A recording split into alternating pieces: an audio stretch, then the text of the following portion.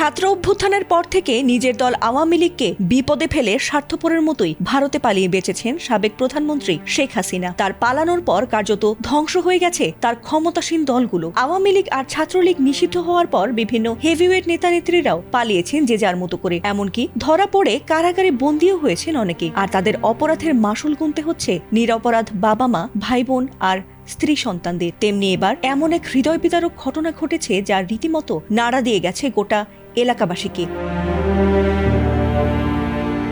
স্বামী জুয়েল হাসান সাদ্দামের সঙ্গে বিয়ের 5 বছর গড়াতেই ছেলে সন্তানের মা হয়েছিলেন কানিজ সুবর্ণা স্বর্ণালী নামের এক নারী। তবে তাদের সেই ছোট্ট সুখের সংসারে কাল হয়ে দাঁড়িয়েছিল স্বামীর রাজনৈতিক পরিচয়। কারণ স্বামী ছিলেন নিষিদ্ধ ছাত্রলীগ নেতা, আর সেই পরিচয়ের কারণেই জুলাই আন্দোলনের পর থেকেই কারাগারে আছেন তিনি। আর তার ফলে তাদের সেই ছোট্ট সংসারটি ভেঙে পড়ে অনিরাপত্তা আর অনিশ্চয়তায়। নানাভাবে শত চেষ্টা করেও যখন স্বামীকে মুক্ত করে আনতে পারেননি তিনি, তখন শারীরিক আর মানসিকভাবে ভেঙে পড়েন তিনি। আর তারপরই বেছে নেন জীবনের চরম সিদ্ধান্ত। 9 মাসের শিশু সন্তান নাজিম হোসেনকে বালতির পানিতে ডুবিয়ে হত্যার পর নিজেও বেছে নিয়েছেন আত্মহননের পথ। আর মর্মান্তিক ঘটনাটি ঘটেছে বাগেরহাট সদর উপজেলার সাবেকডাঙ্গা গ্রামে। শুক্রবার দুপুরে মা ছেলের মরদেহ উদ্ধার করেছে পুলিশ।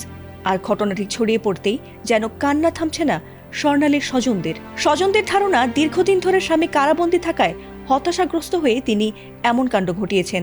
ওর হাজবেন্ড জেলখানায় থাকাতে জামিন হওয়ার পরও জামিন হয় না, এই কারণেই যে তার সাথে অত্যন্ত স্বামীরা খুবই ভালোবাসত, এই কারণে স্বামীর অনুপস্থিত কারণে এই আত্মহত্যাটা করেছি। আল্লাহ মাফ করে দিক। স্বামীকে ভীষণভাবে ভালোবাসতেন তার বোন, তাই তার কারাবাসের বিষয়টি মেনে নিতে পারেননি তিনি। বারবার ছুটে যেতেন যশোর কারাগারে আর সাধ্যমতো জামিন করানোর চেষ্টা করতেন। তবে জামিন না হয় মানসিকভাবে দুর্বল হয়ে পড়েন তিনি। আর এরপর সব প্রচেষ্টাকে ব্যর্থ করে দিয়ে এমন আত্মঘাতী সিদ্ধান্ত নিয়েছেন তিনি। আর এই বর্ণনা দিতে গিয়ে কান্না ধরে রাখতে পারেননি শুভ। অনেকবার জামিন হওয়ার কথা ছিল, জামিন হয়নি। এই নিয়ে আমার বোন মানসিকভাবে ভেঙে পড়ে। আমরা তারে অনেক বোঝানোর চেষ্টা করেছি, তারপরেও সে মানসিকভাবে ভেঙে পড়ে। বোনের প্রতি যে একটা ভালোবাসা, সেই জিনিসটা মানে তাকে অনেক ভালোবাসতো, যে এক কথাই সেই জিনিসটা সে মানে করতে পারতো না, বাঁধতে পারতো না যে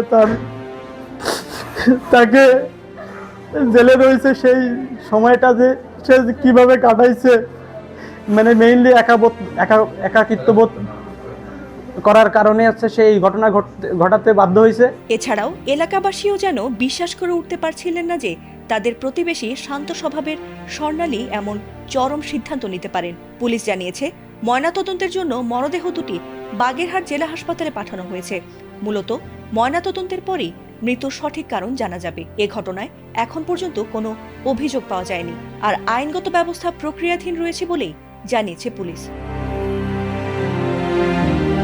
ফাতিমা সুলতানা, এটিএন বাংলা।